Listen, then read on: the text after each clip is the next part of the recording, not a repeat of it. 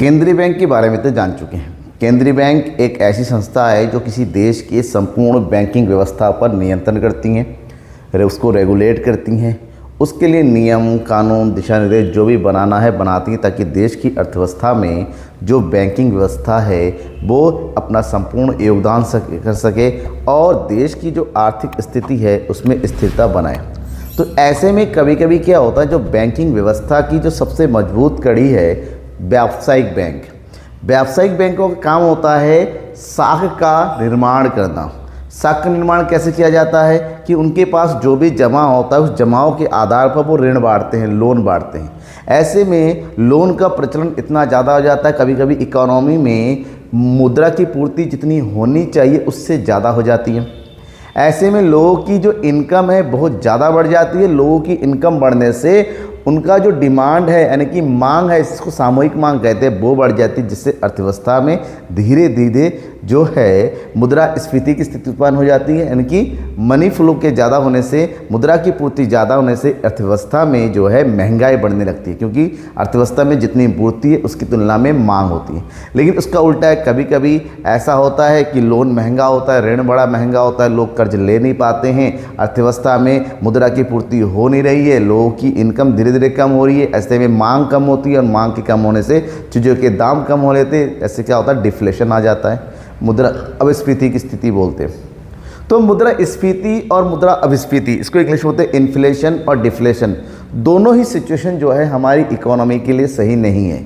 इन दोनों को कंट्रोल में रखना जरूरी है और दोनों को कंट्रोल में करने के लिए केंद्र सरकार अपनी जगह पर काम करती हैं और केंद्रीय बैंक की अपनी जगह पर है। तो आज की इस वीडियो में मैं बताऊंगा कि केंद्रीय बैंक किस प्रकार से साख का नियंत्रण करती है। मतलब देश में मुद्रा पूर्ति जब ज़्यादा हो जाए, मुद्रा पूर्ति जब कम हो जाए, इससे होने वाली विकट स्थितियां जो अर्थव्यवस्था में पैदा होती हैं, उस अर्थव्यवस्था की विकट स्थिति से बचाने के लिए केंद्र बैंक किस प्रकार से जो है अपनी जो है विभिन्न विधियों का प्रयोग करती हैं और किस प्रकार से व्यावसायिक बैंकों द्वारा साख के निर्माण को कंट्रोल किया जाता है, जिसको साख के नियंत्रण के नाम से जानते हैं।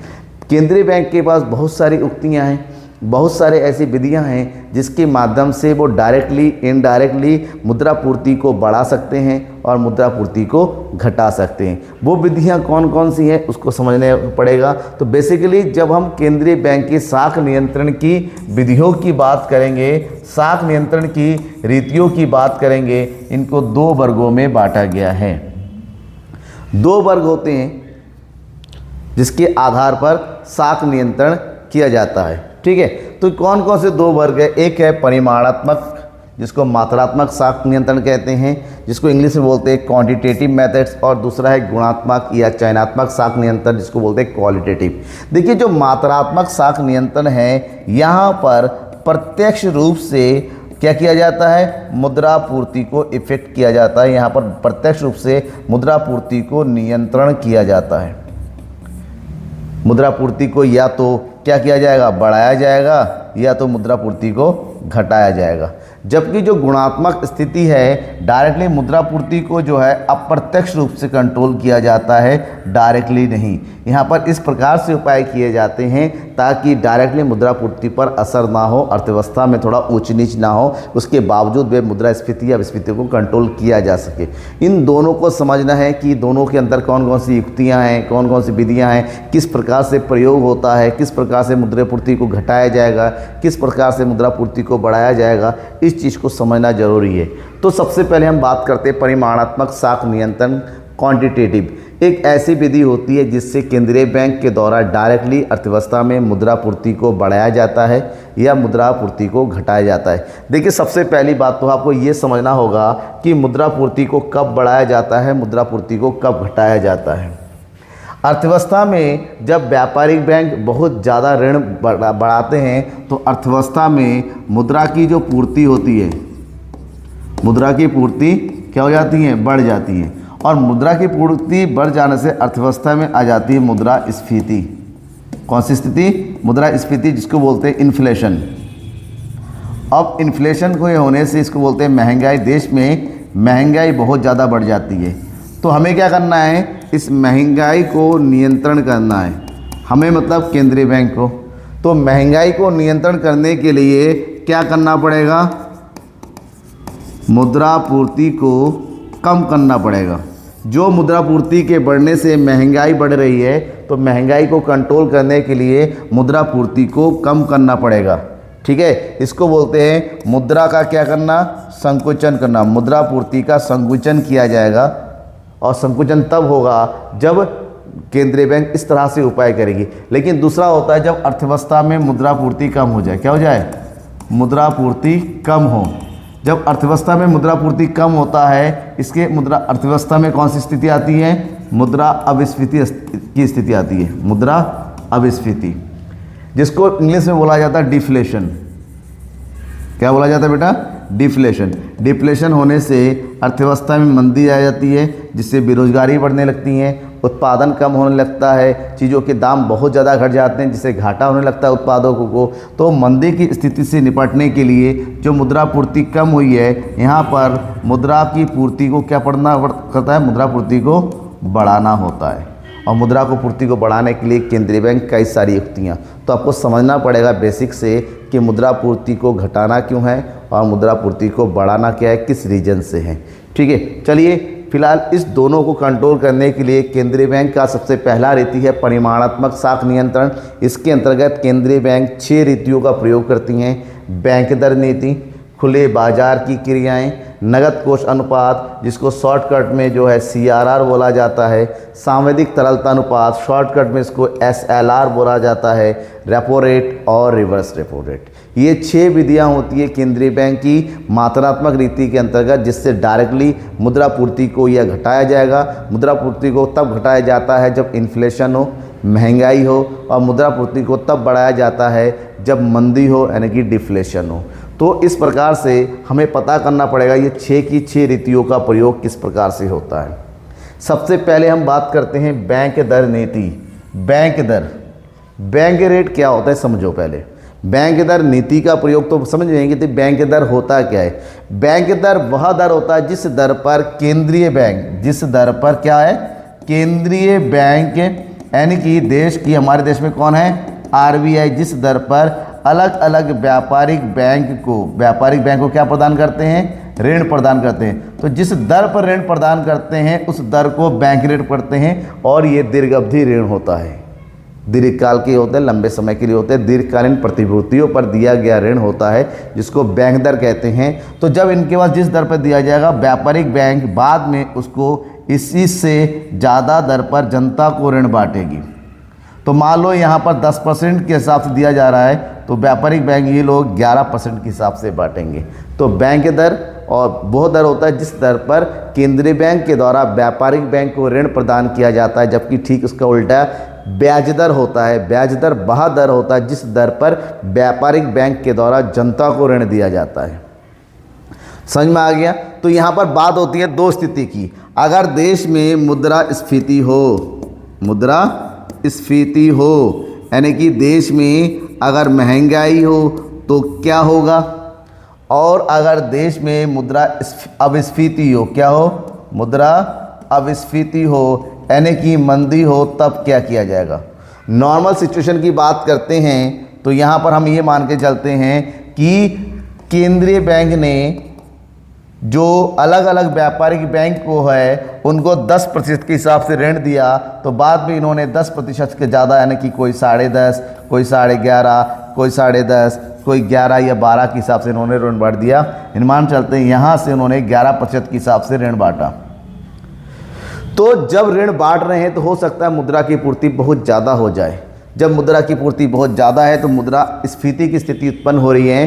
अब केंद्रीय बैंक चाहती है कि मुद्रा की पूर्ति कम हो, क्या हो, मुद्रा की पूर्ति क्या हो, कम हो। मुद्रा की पूर्ति तभी कम होगी जब जनता को महंगा लोन मिलेगा, क्योंकि जनता महंगा लोन कब लेगी, तो ऐसे में मुद्रास्फीति की स्थिति को कंट्रोल करने के लिए केंद्रीय बैंक के द्वारा बैंक दर को क्या कर दिया जाएगा, बढ़ा दिया जाएगा।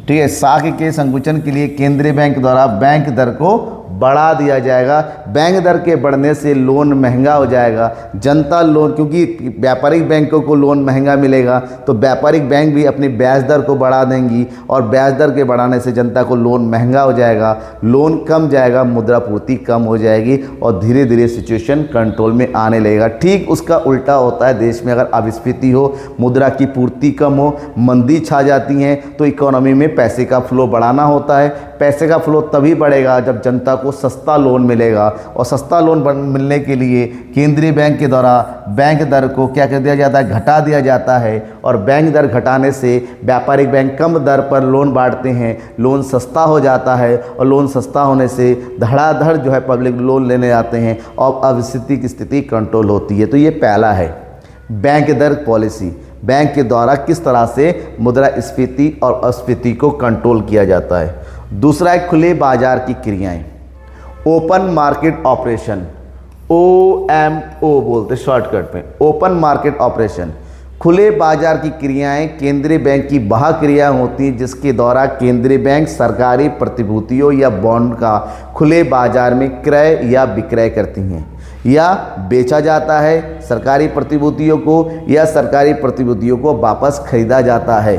तो यहाँ पर सेम वही है, दो सिचुएशन है। अगर देश में महंगाई है यानी कि मुद्रा पूर्ति बहुत ज़्यादा हो गई है, कंट्रोल करना है, और दूसरा है मंदी है यानी कि मुद्रा पूर्ति का विस्तार करना है, तो ध्यान में रखिएगा महंगाई को कंट्रोल करने के लिए खुले बाजार में सरकारी प्रतिभूतियों का क्या किया जाता है, विक्रय किया जाता है। सरकारी प्रतिभूतियां होने के कारण जितनी बड़ी बड़ी जो आर्थिक इकाइयां हैं जैसे व्यापारिक बैंक है, दूसरी इकाइयां, ये लोग सरकारी प्रतिभूतियों को खरीद लेते हैं और इनका पैसा सेंट्रल बैंक के पास पहुंच जाता है। इससे लोन देने के लिए इनका पैसा कम बचता है और अर्थव्यवस्था में मनी का फ्लो कम हो जाता है। दूसरा, मंदी की स्थिति को निपटने के लिए मुद्रा की पूर्ति को क्या करना पड़ेगा, बढ़ाना पड़ेगा और मुद्रा की पूर्ति को बढ़ाने के लिए ये सरकारी प्रतिभूतियों का क्या कर देते हैं, दोबारा क्रय कर लेते हैं। क्या करते हैं, क्रय करते हैं। ऐसे में प्रतिभूतियां RBI के पास और RBI के पैसा व्यापारिक बैंकों के पास और व्यापारिक बैंक वो पैसा फिर जनता में बांट देते हैं एज ए लोन और अर्थव्यवस्था में मुद्रा की पूर्ति बढ़ जाती है और मंदी की स्थिति को कंट्रोल किया जा सकता है। ये दूसरा है। तीसरा है नगद कोष अनुपात, कैश रिजर्व रेशियो, शॉर्टकट में बोलते हैं CRR। ध्यान में ये रखिएगा, प्रत्येक व्यापारिक बैंक जितना भी लोगों से जमा स्वीकार करते हैं, लोगों के द्वारा प्रत्यक्ष रूप से जितना भी बैंकों में जमा होता है, हर जमा राशि का एक निश्चित भाग व्यापारिक बैंकों के द्वारा केंद्रीय बैंक के पास जमा करके रखना पड़ता है, वो भी कैश रूप में। तो जिस दर पर के व्यापारिक बैंकों के द्वारा केंद्रीय बैंक के पास अपनी जमाओं को जमा करना पड़ता है, उस दर को नगद कोष अनुपात कहते हैं। लिखा हुआ है उस नगद कोष को अनुपात वह अनुपात है जिसमें प्रत्येक व्यापारिक बैंक को अपनी जमा राशि का एक निश्चित प्रतिशत कानूनी रूप से केंद्रीय बैंक के पास नगद कोष के रूप में जमा करना पड़ता है और इसी न्यूनतम दर को नगद कोष अनुपात के नाम से जानते हैं और किसी भी व्यापारिक बैंक के द्वारा इसको टाला नहीं जा सकता, अनिवार्य है। मान लीजिए एक व्यापारिक बैंक के पास 1000 का जमा हुआ और केंद्रीय बैंक ने तय किया है कि CRR होगा कितना, 10%। CRR कितना होगा, 10%। तो 1000 का 10% यानी कि 100 रुपये ये चला जाएगा RBI के पास। कितने के पास चला जाएगा, RBI के पास। तो ऐसे में व्यापारिक बैंकों के पास बचेगा 900 रुपये, किसके लिए, ऋण देने के लिए। ठीक है, अब ये सिचुएशन है, अब 1000 रुपये जमा हुआ था, केवल 900 का ऋण बांट सकते हैं। अब बात ये कि सर कंट्रोल करने के लिए क्या करेंगे वो बताइए। तो यहाँ पर सेम है, दो सिचुएशन है। अगर साख का संकुचन है क्योंकि अर्थव्यवस्था में मुद्रास्फीति है यानी कि महंगाई को कंट्रोल करना है, दूसरा है साख का विस्तार है करना है क्योंकि अर्थव्यवस्था में मंदी की स्थिति छाई हुई है। तो महंगाई को कंट्रोल करने के लिए CRR को बढ़ाया जाएगा। CRR को बढ़ाने से व्यापारिक बैंकों को अपनी जमाओं का एक ज़्यादा भाग केंद्रीय बैंक के पास रखना पड़ेगा और उनके पास कम राशि बचेगा ऋण के लिए। ऐसे में मुद्रा की पूर्ति कम हो जाएगी। जबकि मंदी की स्थिति को निपटने के लिए CRR को घटा दिया जाता है, CRR को कम कर दिया जाता है, और CRR कम होने से व्यापारिक बैंकों के पास ऋण देने के लिए ज़्यादा धनराशि बचती हैं और धीरे धीरे अर्थव्यवस्था में मनी का फ्लो बढ़ता है और मंदी हमारी कम होने लगती है। तो ये सिचुएशन है नगद कोष अनुपात। समझ में आ गया होगा, डाउट होता तो ज़रूर बताइएगा। इसके बाद है सांवेदिक तरलता अनुपात। CRR यानी कि नगद कोष अनुपात और सांवेदिक तरलता अनुपात में बस थोड़ा सा ही अंतर है। क्या अंतर है? दोनों ही एक ही जैसा है, दोनों में ही जमाव का निश्चित भाग जमा करना पड़ता है। बस अंतर ये है कि सांवेदिक वो इधर होता है, व्यापारिक बैंक अपनी कुल जमा का एक निश्चित अनुपात स्वयं के पास रखना पड़ता है, और वो भी तरल रूप में, कैश रूप में रखना जरूरी नहीं है। तरल रूप मतलब ये कैश में हो सकता है, गोल्ड के रूप में हो सकता है, सिक्योरिटी के रूप में हो सकता है, दूसरे बॉन्ड के रूप में हो सकता है, प्रॉपर्टी के रूप में हो सकता है, लेकिन रखना पड़ता है अपने पास। जो भी उनके पास जमा होता है उसका एक निश्चित बात खुद के पास। तो सेम यहाँ पर भी मान लीजिए व्यापारिक बैंकों के पास 1000 रुपये जमा हुआ और SLR जो है 20% है, तो इसका 200 रुपये चला जाएगा RBI के पास। उनके पास बचेगा केवल 800 रुपये व्यापार करने के लिए। तो 800 रुपये में अगर SLR को बढ़ाया जाए, SLR को क्या कर दिया जाए? बढ़ा दिया जाए, तो SLR को बढ़ाने से अर्थव्यवस्था में मुद्रा की पूर्ति कम हो जाती है और साख का संकुचन होता है, महंगाई को कंट्रोल किया जा सकता है। जबकि अगर मंदी को कंट्रोल करना है तो SLR को घटा दिया जाएगा ताकि व्यापारिक बैंकों के पास ज़्यादा पैसा बचे ऋण देने के लिए। इससे मुद्रा की पूर्ति अर्थव्यवस्था में बढ़ जाती है। इसके बाद जो विधि है जिसको बोलते हैं रेपो रेट। अब रेपो रेट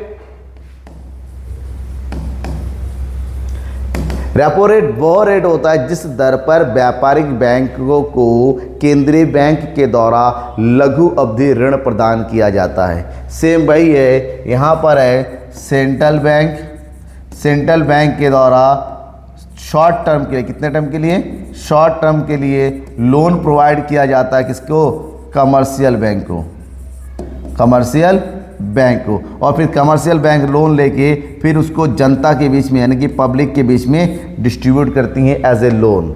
तो सेम भाई इकोनॉमी में अगर महंगाई है, मुद्रा पूर्ति बहुत ज़्यादा है, तो महंगाई को कंट्रोल करने के लिए जो रेपो रेट है उसको क्या कर दिया जाएगा? बढ़ा दिया जाएगा ताकि ऋण महंगा हो जाए, और ऋण महंगा होने से पब्लिक जो है लोन कम लेंगे, मुद्रा की पूर्ति कम हो जाएगी। और वहीं पर मंदी की सिचुएशन से निपटने के लिए केंद्रीय बैंक के द्वारा रेपो रेट को घटा दिया जाता है, और रेपो रेट के कम होने से धीरे धीरे मंदी भी कम होने लगती है।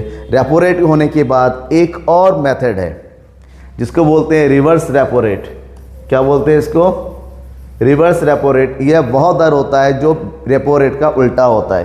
रेपो रेट में व्यापारिक बैंक के द्वारा केंद्रीय बैंक से ऋण लिया जाता है, लेकिन यहाँ पर उल्टा होता है। यहाँ पर व्यापारिक बैंकों के पास जो अधिक पैसा होता है वो अपने केंद्रीय बैंक के पास जमा कर देती हैं, और जमा करने के बदले में एक निश्चित प्रतिशत पर उनको ब्याज की प्राप्ति होती है। तो जिस दर पर उनको ब्याज मिलता है उस दर को रिवर्स रेपो रेट कहते हैं।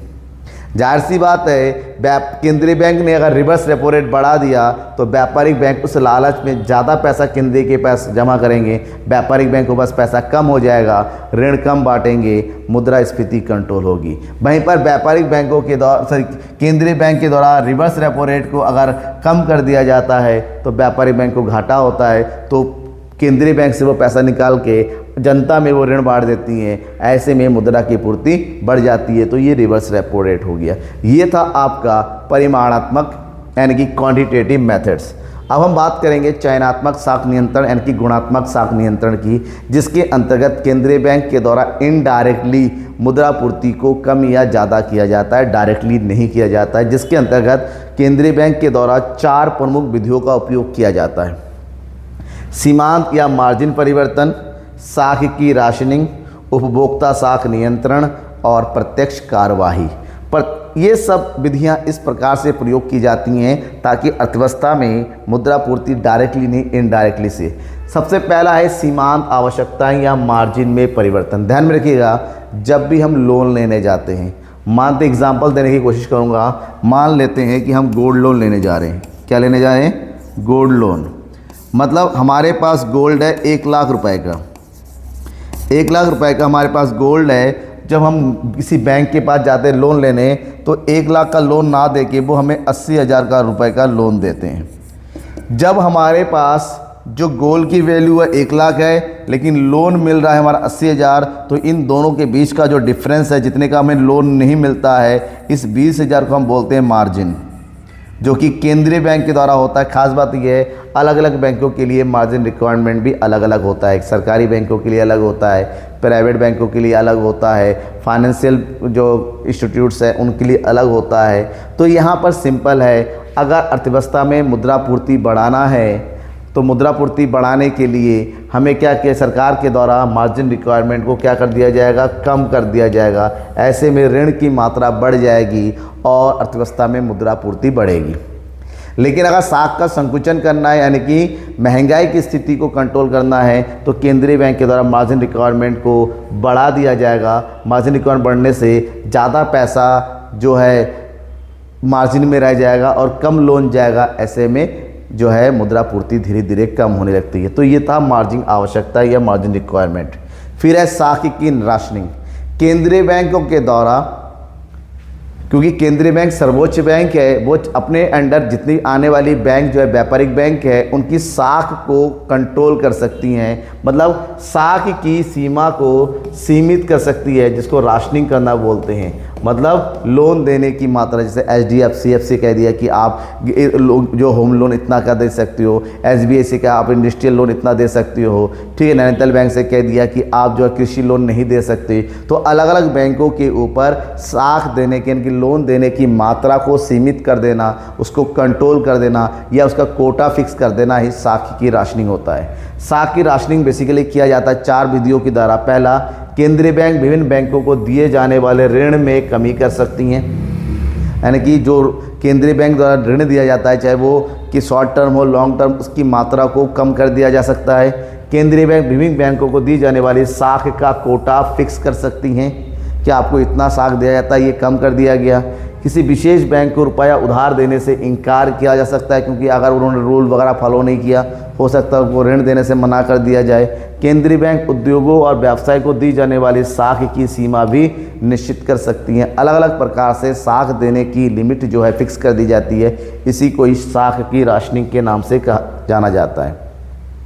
तीसरा है उपभोक्ता साख का विस्तार या उपभोक्ता साख पर नियंत्रण। क्या होता है ना, आज के समय में उपभोक्ता अपनी आवश्यकताओं को पूर्ति करने के लिए उनके पास कैश पैसा भले ना हो, लेकिन उधार खरीदने लगे हैं। उधार का मतलब होता है कि आज खरीदते हैं और उसका पेमेंट कल करते हैं, और वो भी पूरा नहीं, धीरे धीरे EMI के साथ पेमेंट करते रहते हैं। तो EMI की इसी फैसिलिटी को उपभोक्ता साख बोलते हैं, जहाँ पर अलग अलग उपभोक्ता वस्तुओं के ऊपर EMI के माध्यम से भुगतान किया जा सकता है। केंद्रीय बैंक को लगता है कि अर्थव्यवस्था में इस नियम के कारण, इस छूट के कारण उपभोक्ता जंप के खरीदारी कर रहे हैं, डिमांड बहुत ज़्यादा है, इससे महंगाई आ गई है। तो उपभोक्ता की साख पर केंद्रीय बैंक के द्वारा कंट्रोल करने के लिए जो सामान है इंस्टॉलमेंट में मिलने वाला है, उन सामानों पर कंट्रोल लगाया जा सकता है। जैसे मोबाइल नहीं मिलेगा EMI पे, या कार EMI पे नहीं मिलेगा, या फिर दूसरे सामान EMI पे नहीं मिलेगा, किया जा सकता है। अगर देश में मंदी की स्थिति आ रही है तो अलग अलग EMI की स्कीम जारी कर सकती हैं, अलग अलग लोन स्कीम जारी किया जा सकता है कि आप जल्दी से जल्दी खरीदें, ज़्यादा से ज़्यादा खरीदें, बाद में पेमेंट करें। अलग अलग ऑफर निकाले जा सकते हैं ताकि मांग को बढ़ाया जा सके। इस स्थिति को उपभोक्ता साख नियंत्रण के नाम से जाना जाता है।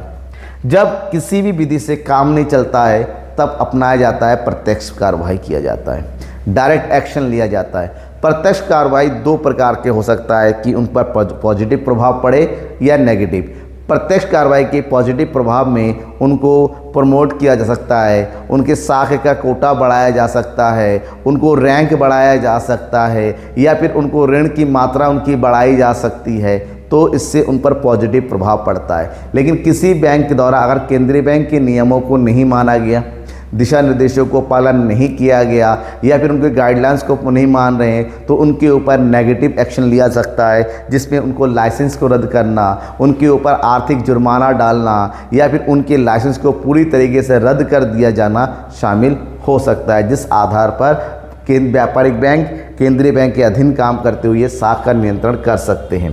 तो ये रहा कंप्लीट पॉइंट। अब इसमें बहुत सारी नीतियाँ हैं जिसके आधार पर केंद्रीय बैंक जो है अपना एक्शन लेती हैं। अगर कहीं पर भी किसी पॉइंट में कोई डाउट लगता है तो ज़रूर पूछिएगा। डाउट पूछने में कोई आपका कन्फ्यूज़न आपके दिमाग में तो नहीं होना चाहिए। हाँ, पॉइंट से रिलेटेड, एक्सप्लेनेशन रिलेटेड कोई डाउट है वो ज़रूर पूछिए, बेझिझक बेधड़क खटाखट टाइप कर दीजिए और आपका आंसर क्वेश्चन देखते ही मैं उसका सॉल्यूशन भी आपको प्रोवाइड कर दूंगा। बहुत सारे क्वेश्चन बच्चे कमेंट करते सर ये चाहिए और उसका समाधान भी होता रहता है, तो आपका भी होगा। तब तक के लिए थैंक यू एंड बाय।